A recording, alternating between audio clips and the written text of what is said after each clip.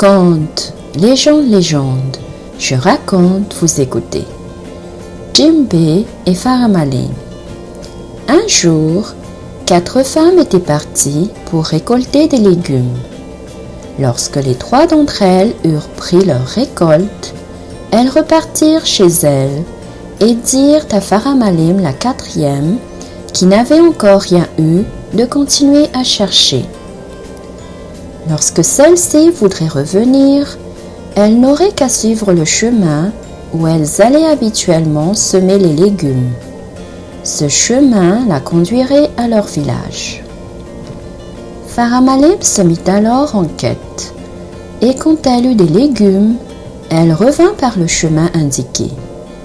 Mais en route, elle vit des pierres précieuses qui appartenaient à Djimbe et en prit. Tout à coup, Djimbe s'écria « Je sens l'odeur humaine, je sens l'odeur humaine. » Faramalim répondit « C'est moi, Djimbe. »« Veux-tu être ma femme ou ma fille ?» dit Djimbe. « Je veux être ta femme. » Faramalim devint alors sa femme et plus tard, elle mit au monde une fille qui s'appela Ralisk. Quand Ralisk fut grande, Djimbe lui acheta une cruche à eau et elle allait à la fontaine avec d'autres jeunes filles pour chercher de l'eau. Un jour, celles-ci voulurent lui jouer un mauvais tour et lui dirent « Casse ta cruche, nous avons cassé la nôtre. » Et Ralisk brisa sa cruche. Et le lendemain, ses compagnes lui avouèrent « Nous n'avons pas cassé nos cruches, nous les avons cachées. » Ralisk, tout en pleurs, alla trouver sa mère qui lui demanda « Qu'est-ce qui t'arrive, ma fille ?»« J'ai cassé ma cruche, répondit Ralisk. »« Va donc vite te cacher là-bas dans la grotte, parce que si ton père Djimbe te voit, il ne te pardonnera pas et risque de te tuer.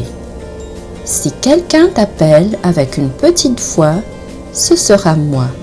Mais si au contraire on t'appelle avec une grosse voix, ne réponds point. » Ralisk se cacha donc dans la grotte et sa mère lui apportait de la nourriture tous les jours.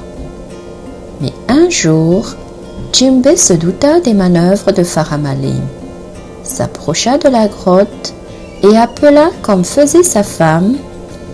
Ralisk, entendant sa grosse voix, n'ouvrit pas. Après plusieurs tentatives infructueuses, Djimbe alla chez Tunkakaz, un guérisseur, et lui demanda des remèdes, oudi, pour que sa grosse voix devienne une petite voix pareille à celle de sa femme. Tunkakaz lui en donna, mais il devait s'abstenir de cracher. Il alla appeler Ralisk, mais il cracha et Ralisk le reconnut. Ne lui ouvrit pas la porte. Djimbe s'en alla alors chez Raounk, un autre guérisseur, pour lui demander d'autres remèdes, oud, afin d'avoir une petite voix. Raounk lui en donna, mais il lui était interdit également de cracher. Il oublia encore le fad, l'interdit, et sa fille ne lui ouvrit pas. Il retourna chez Raounk pour chercher d'autres remèdes, oud, et cette fois, il reçut de la viande de poule, tainaku. Il courut appeler sa fille et enfin il réussit parce qu'il s'était abstenu de cracher. Seulement, quand Ralisk vit la tête de Djimbe apparaître devant la pierre qui servait de porte, elle se hâta de la repousser et Djimbe eut la tête écrasée et mourut. Ralisk n'avait plus besoin de se cacher, alla retrouver sa mère Faramalim. Conte, conte, légende, ce n'est pas moi qui suis le menteur, ce sont les ancêtres.